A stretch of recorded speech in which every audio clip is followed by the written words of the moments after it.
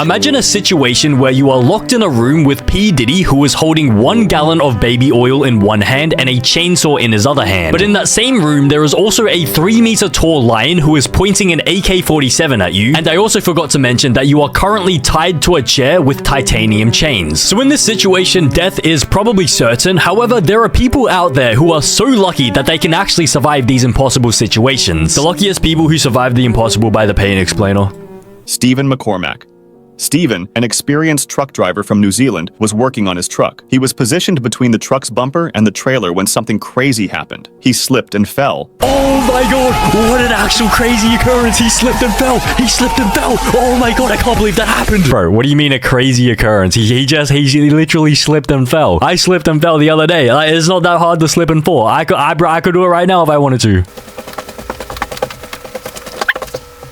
He slipped and fell, but something felt off. He didn't feel just regular pain. He felt his body inflating like a balloon, nearly doubling in size. His colleagues and his son rushed to help him, quickly realizing what had actually happened. Okay, let me guess. He accidentally fell onto like a pump, like an inflator, something to inflate your tires with, and somehow it got lodged up his ass and it just started inflating his insides like he was a tire. And so he basically began to turn into like the Michelin Man. Is this how they inflate the Michelin Man? They just stick a tire pump up his ass and just inflate him there? Because where else would they inflate him? Stephen had fallen onto the brass valve that supplies compressed air to the truck's brakes. The valve punctured his bum, forcing pressure. Okay, what? Okay, I was actually joking. I was joking. I didn't think this was actually gonna happen. How is this even anatomically possible? That is impossible. To land directly on the pump up your guy hat, and it was a perfect fit as well. Damn, this guy must have been experienced. This guy has definitely received something up his ass within the past 12 months. It loosened it up for him so that it could happen. Because me personally, if I fell onto one of these things, my ass would be so tight that like I don't think this would even fit up it. The valve punctured his bum, forcing pressurized air into his body. They immediately shut off the air supply, laid him on the ground, and called an ambulance. Unfortunately, both emergency vehicles in the area were occupied, forcing him to wait in that state for an entire hour. When he finally arrived at the hospital, doctors understood the severity of his condition. The air had separated fat tissue from muscle, filling his abdomen, chest, and even the spaces around his lungs, heart, and behind his eyelids. To help him breathe, doctors inserted a tube through his ribs and into his lungs. As for the trapped air, it had to be expelled naturally through farts, a process that took 3 days. Stephen made a full recovery, and doctors later determined that if the valve had punctured another part of his body, it could have damaged a blood vessel, and he would have died. Jesus Christ, this sounds absolutely horrible. So he had to fart for 3 days straight to just expel all the air out of him? They couldn't just do it all in one go? Like, he would have been like the biggest human whoopee cushion in the history. He could have done like a Guinness World Record or something. He should have applied for like the world record. He should have recorded it on camera as well, like doing a massive explosive fart. Frane Selak.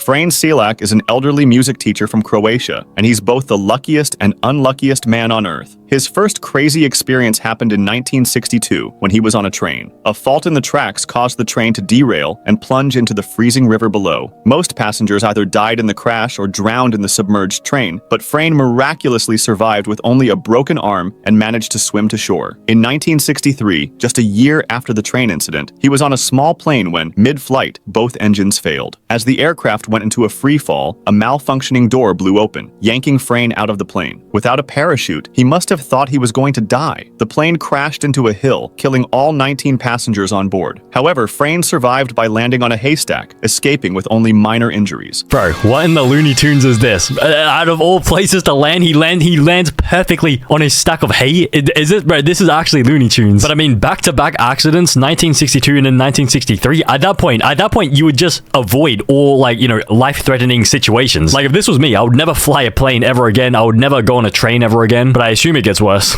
2 years later, in 1965, he was traveling on a bus that was crossing a bridge. The icy conditions caused the bus's wheels to lock up, sending the vehicle crashing through the safety barrier and into the valley below. 4 passengers lost their lives, yet Frane survived once again. Bro, is this guy Thanos? Like, he's trying to collect all the Infinity Stones? So first of all, he almost dies on a train, then he almost dies on a plane, now he almost dies on a bus. So what's next? A boat? What are the other Infinity Stones? So a helicopter, a boat, maybe a car, and then maybe walking as well. So those are the other Infinity Stones that he needs to collect for his gauntlet.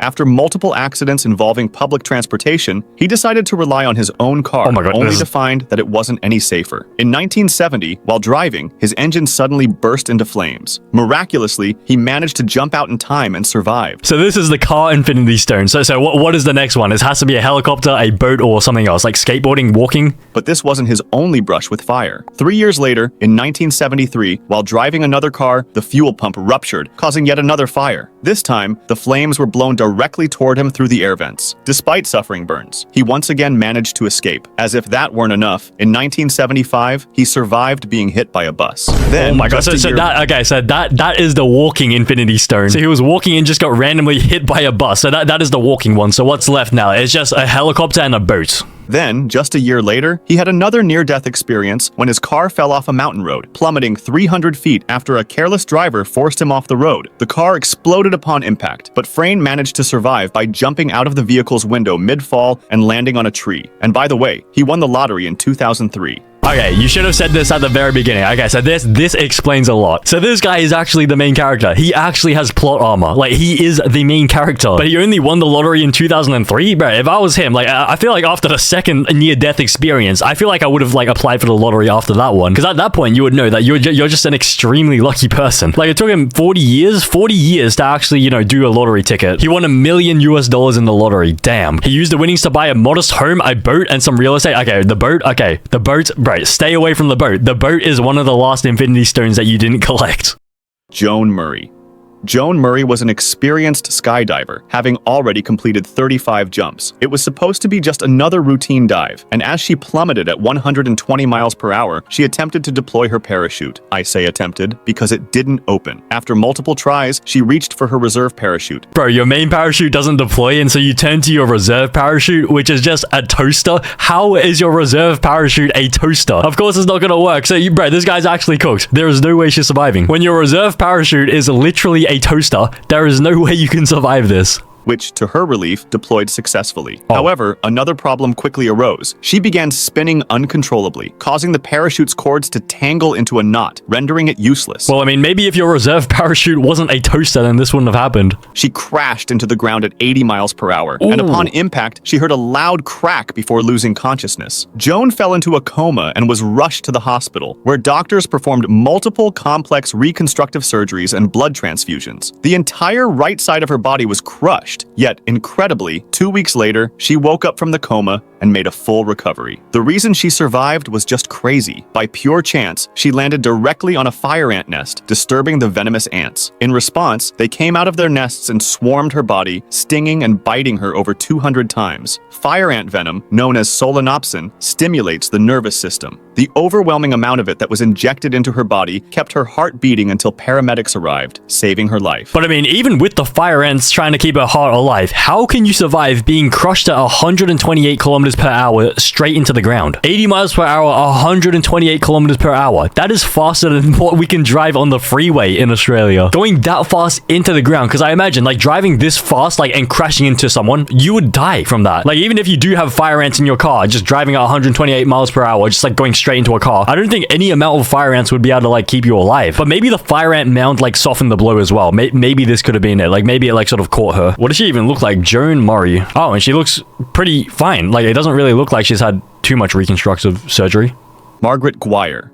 Margaret was a young Canadian woman who had just married her husband, Herbert, in 1915. Bro, I'm sorry, but I mean, who the frick names their child Herbert? No offense if your name is Herbert, but bro, Herbert, I've never heard that name before. Why would you name your child Herbert if you want him to be like, unless you want him to be bullied in high school? To celebrate, they decided to take a trip and boarded the RMS Lusitania in New York City, bound for Liverpool. They were enjoying their trip, having a routine dinner on the ship, when suddenly they heard a loud boom. The ship had been torpedoed by a German submarine. Damn, that's a bit annoying.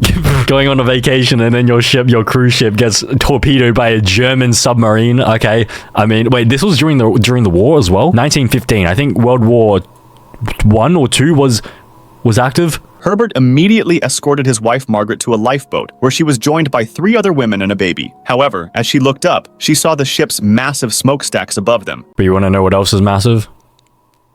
Okay, I can't be bothered doing the thing anymore. Just kidding, I'll do it. and she feared they might collapse onto their lifeboat. In a moment of panic, she climbed back up the stairs to the deck, while Herbert, believing she was safe, boarded another lifeboat with other passengers. As the Lusitania rapidly sank, Margaret tried to swim away from the wreckage, but her efforts were in vain. A whirlpool formed as the ship submerged, pulling her and 2 other men into one of the smokestacks. Miraculously, a sudden explosion from below blasted her back to the surface, where she was spotted and rescued by a nearby lifeboat. As she looked around, she saw Herbert in another lifeboat crying, believing she had died. What, so they just turned the Titanic into like a cannon? She turned into a human cannonball. But the thing is, she wouldn't have been in this impossible situation if she had just stayed on the boat. Because they didn't say anything about these people, right? Like, I assume these people survived as well. And so if she had just stayed on the boat, then she wouldn't have even been in this video. She would have survived normally. She would have survived the possible. Julie McSorley. Julie McSorley and Liz Cottrell were kayaking in San Luis Obispo, California, drawn by a spectacular event, humpback whales feeding on fish in the bay. There were lots of tourists on their boats and kayaks watching the whole thing. And even though whale watching is a popular activity, it comes with important safety precautions. Experts recommend staying at least 300 feet away from the feeding zone to avoid dangerous encounters. Unfortunately, Julie and Liz misjudged the distance. A tightly packed swarm of fish, known as a bait ball, suddenly moved alarmingly close to them. But they weren't the only ones to notice. Their presence had also caught the attention of a humpback whale. Before they had time to react, the whale lunged forward to swallow the fish, but in the process, it also scooped up Julie and Liz. Trapped inside its massive mouth, they probably thought that they were about to be swallowed whole. After all, humpback whales can grow up to 56 feet long, a huge size from a human perspective. However, despite their enormous mouths, humpback whales have relatively small throats, only about the size of a human fist and capable of stretching to just 15 inches in diameter. Wait, so they have a massive mouth, but a tiny little throat? Bro, the hawk tour would be horrible for a humpback whale. Like, it would be able to fit in a massive dingling, but then, like, no dingling is gonna be making it past this stage. They also lack teeth, meaning the 2 women weren't crushed. I mean, luckily, but that also means good hawk tour as well. No teeth, big mouth, but then tiny throat. That's a recipe for some decent hawk tour. Meaning the 2 women weren't crushed. Luckily, a whale's natural instinct is to spit out anything that isn't fish, and that's exactly what happened. Moments later, Julie and Liz were spat out from the whale's mouth and surfaced unharmed. But I mean, is this really the impossible if a humpback whale's instinct is to spit out humans? Like, I feel like if any human went into there, like, they would also get spit out. It's not like whales have eaten humans in the past, have they? Yeah, there's no confirmed cases of a whale eating a human. Matthew Lowe. Matthew was heading to his factory for a routine shift, just like any other day. Upon arriving, he immediately got to work. As he walked past an automated conveyor belt, he suddenly felt his overalls snag on something. Unfortunately, it was the conveyor itself. Before he could react, he was pulled onto the belt and dragged toward a 5-inch opening. Within seconds, his entire body was forced through the narrow tunnel. He could hear the cracks of his bones as the machine spat him out on the other side. Miraculously, he remained conscious. I mean, I feel like it would have been better if, like, it was miraculously he was unconscious at this stage. Like, I don't know whether it's like a good thing that he was conscious at this stage, like, because he had to endure the pain and everything. I feel like it would have been 10 times better if he was unconscious before going through here, so that he could just, just sleep, and then when he wakes up, like, the pain is gone. Matthew's agonizing screams alerted his coworkers, who rushed to the scene. What they saw was horrifying. His back was broken in 2 places, his pelvis, ribs, and hips were nearly completely crushed, and his abdomen was severely torn. He was rushed to the hospital, but doctors had little hope for his survival. They even advised his partner to prepare for the worst. However, against all odds, Matthew survived. After 6 surgeries and a month in the hospital, he slowly began to recover. 18 months later, he made a full recovery and even returned to work. Bro, if I was you, I would never return anywhere near that factory, bro. Do you know what that factory, that conveyor belt, this exact conveyor belt, do you know what that did to you? But I mean, 6 surgeries, goddamn, that would have been extremely expensive. 18 months as well. Let's see what he looks like. Matthew Lowe, what year was this? Oh wait, he looks okay. He looks okay. It's not that bad. Taiba, a young Indian girl, went out for a walk when she came across a construction site. Intrigued, she decided to explore the area. The site was filled with debris and half-finished structures, making it extremely risky to navigate, especially without proper equipment or experience. As she walked through the site, she tripped and fell neck first onto a long metal rod protruding from a brick. Well, I guess maybe that's why you need the proper equipment in this area. If she had a hard hat on, I guarantee she would not be impaled in the head with this metal rod. Bystanders witnessed the horrifying scene and immediately called for an ambulance. When Taiba arrived at the hospital, doctors were left stunned. Miraculously, the rod had missed all vital nerves and blood vessels in her head. After a 35-minute surgery, doctors successfully removed the rod. Amazingly, she was discharged just 3 days later. Had she fallen just a few inches further forward, she would have died. Bro, 35 minutes is all it took. It was just a quick 30-minute surgery. This surgery is faster than like my average gooning session.